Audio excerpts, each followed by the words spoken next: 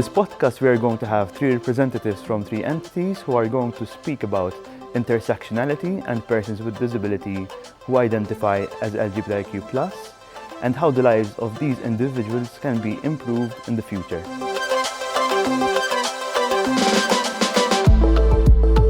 With us today for this podcast, we have Mr. Oliver Scicluna, who is the CEO at Agencia Support, Ms. Rhoda Garland, who is an Executive Director at CRPD, and Mr. Michael Farrugia, who is a social worker at Rainbow Support Services. I will direct my first question to you, Rhoda. How is CRPD focusing on intersectionality? Whilst we know that intersectionality exists, we don't tend to get cases reported to us that link disability with anything else, probably because people, when they are reporting to us, are complaining about discrimination on the grounds of disability. But because we know it exists, we make sure that our staff are trained in all aspects of discrimination, and we have the equality mark from NCPE. We also need to raise awareness with social media posts and things like that. And the last thing that we do is commissioning and conducting research. In March this year, we had a piece of research released by the University of Malta, which we had commissioned on the intersectionality between LGBT and disability, which showed that people who are disabled and also part of the LGBT community find it difficult sometimes to break into the community because events and venues are inaccessible, and they also struggle when their parents, who may be overprotective because of their disability, also worry about the effects that coming out as LGBT might have on their futures. So we have done a lot of research into this area, and there is definitely a need for more awareness raising. Oliver, what support services are provided to persons with disability who identify as LGBTIQ+? And are there any subsidies on these services? The agency provides a number of services. Obviously, there are no criterion which regards persons with disability who identify as LGBTIQ. We look at the individual, not who he is or who he identifies or she identifies with. So at the moment in time, the services being provided are being provided for you because you need them, because obviously you have an impairment of some sort. That doesn't mean that we should enhance our services, which maybe would be directed specifically to persons who identify themselves as being gay or lesbian or part of that minority and being a person with disability. But as Rhoda said, and I have seen it even in my time serving as commissioner, the persons who are identify themselves as LGBTIQ rather find it very difficult to also come out and speak about it. Michael, do you feel that issues related to LGBTIQ+ and disability are mentioned enough in today's society? Unfortunately, no, I don't think so. As we were saying earlier on, within the LGBTI community, other minorities, when there are intersectionalities, we still find that it's a segregated community. In terms of exposure, in terms of discussions, topics that are spoken about that get media coverage, we tend to focus on people who have some sort of privilege. So when it comes to discussions or open fora for anything related to LGBTI issues, we speak of equal marriage acts, the advancements in the legislative reforms that we've had in the past 10 years in Malta, and a lot of that discussion focused on that, and on the fact that even within Europe, the Maltese community, in terms of LGBTIQ rights, has advanced quite progressively in a short period of time. That does not mean that we have covered or that we are covering all aspects. We try and we strive to include and partner with other organizations to inform the community and try to be as inclusive as possible, but this is something that still needs to be worked upon. Rhoda, there are a number of people with disability living in residential services. How do you think institutionalization hinders one's sexual expression, and how can these challenges be mitigated? I think that what we try to do at CRPD is promote the articles within the United Nations Convention for the Rights of Persons with Disability, and in that respect, disabled people have equal rights for sexual expression and the right to a family, the right to have relationships. When people are resident in community homes and in other institutions, there can be complications where the area of relationships is involved. And what tends to happen is maybe there's a lack of privacy within the home, maybe there are curfews. I think that there is a societal attitude that seems to say that disabled people are more or less asexual and don't actually need or desire relationships, which also hinders their ability to have some intimacy if they want to. And I think there needs to be more training of the staff who are involved at the residences. There need to be an understanding that disabled people, even when they're living in residences, shouldn't be hindered by things like curfews, which obviously prevent them from going out maybe for a meal with somebody one evening.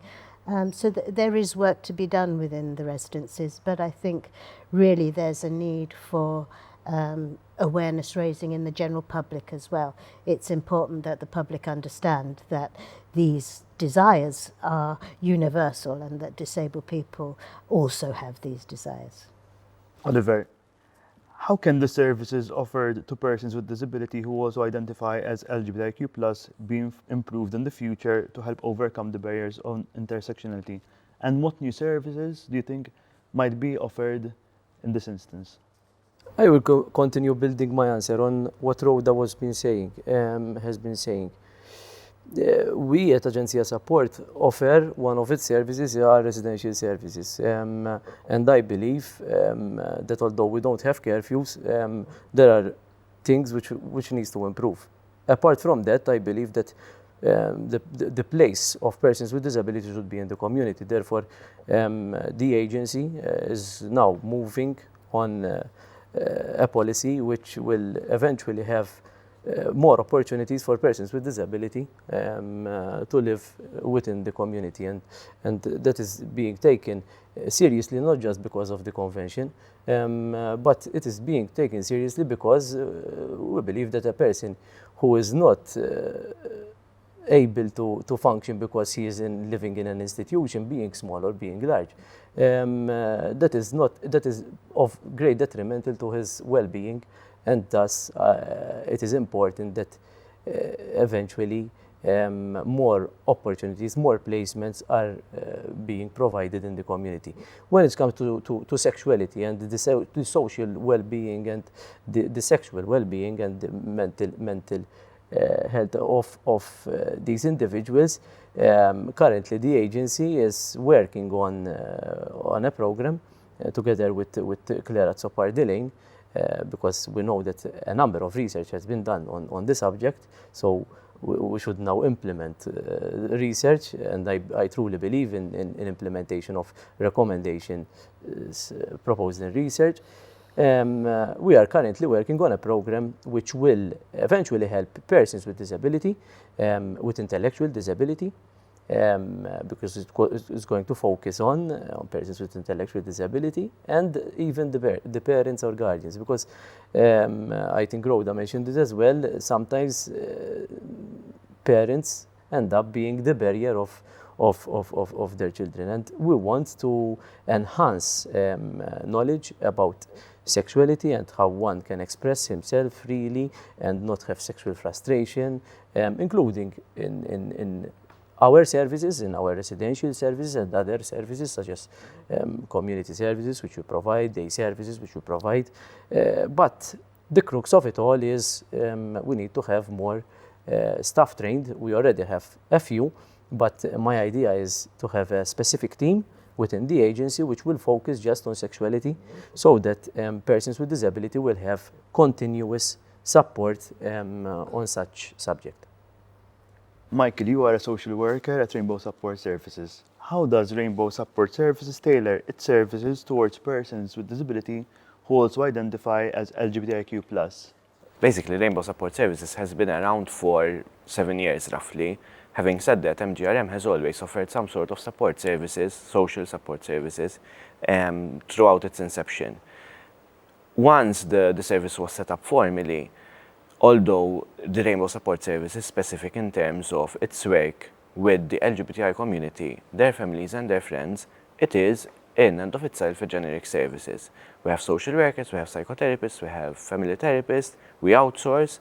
However, throughout our work, we have encountered people coming from, so when we speak of intersectionality, all our clients have some sort of intersectionality, so they might be homeless, coming from the poverty line, for example, but they identify within the LGBTI spectrum, having a disability and forming part of the LGBTI spectrum. Having said that, most of the issues we work with are LGBTI related, but we have also supported our clients. So if we speak with the few clients we had who have the disability, we did our best to collaborate with the service, with other service providers, including support and CRPD at some point, to make sure that the services being provided are to the best, in the best interest of our clients in question. We have also worked or collaborated with other NGOs and organizations who work with people with disability on different projects, mainly on awareness raising or other aspects or factors that might hinder our clients from having a full and independent life. We have spoken about how each entity is working towards this issue. Are there any plans to collaborate, network and liaise, read the issue of intersectionality between all of you together? We usually collaborate with other entities because I feel it's important. For example, when it comes to training, I think it's important to collaborate with, if we're speaking about LGBTIQ and we don't have the knowledge about it, it's important to collaborate with the specific entities, even when it comes to training to our staff directly. And when it comes to policy, for example, we can, as an agency, we can collaborate to a certain point with CRPD, because CRPD is the regulatory institution per se in regards to the disability sector. But we do collaborate as well, for example, to receive information and data, which CRPD usually tries to get during the year. I think that because we are the regulator, we deal with a lot of different agencies. Obviously, we are looking at the implementation of the UN CRPD and following the way that that's being done. So we deal a lot with NGOs, with agency support, with the disability department within the government, and we have numerous other entities like the university that we contact in order to be able to improve our own information and knowledge about different areas, because obviously whilst we are experts in disability, we can't possibly be experts in every area that affects disabled people in terms of intersectionality. So training our staff and making sure that they are aware of the issues that are out there as well as disability is very important. Yes, moving forward from what Rhoda was saying as well, in our upcoming projects, we are collaborating with, even in terms of policy writing, there is a project coming up being taken care of by Rainbow Support Services and MGRM, where we are possibly going to cater for our clients, and then again, even making services accessible, making sure that we are providing everything that is necessary, and we have to consult with other organizations and the CRPD to make sure that our services are regulatory and top-notch, basically. Do you have any final remarks that you would like to make? I think that what's important when it comes to intersectionality is that we work within the bounds of the National Disability Strategy, that we meet with people to make sure that everybody is included under all different types of intersectionality, and that's something that we at the Commission do a lot. In fact, to continue what Rhoda is saying, the Office of Disability Issue is currently working on a program on how to continue implementing the national strategy, and in the national strategy itself we're going to tackle obviously between different entities, also different ministries, intersectionality and persons with disability. So there is a planned future ahead which will obviously reap fruit when we start implementing it. Moving forward, I think from our side, as a service provider, we can make ourselves more available, even in terms of consultation with other organizations and other structures, to make sure that the services provided are truly being intersectional, and collaborate with other service providers and organizations when we meet with clients who form part of the community in general and who have a disability. Thank you all for being here today. We hope that these efforts in enhancing the services and will lead to improving the lives of persons with disability who identify as LGBTIQ+. Thank you.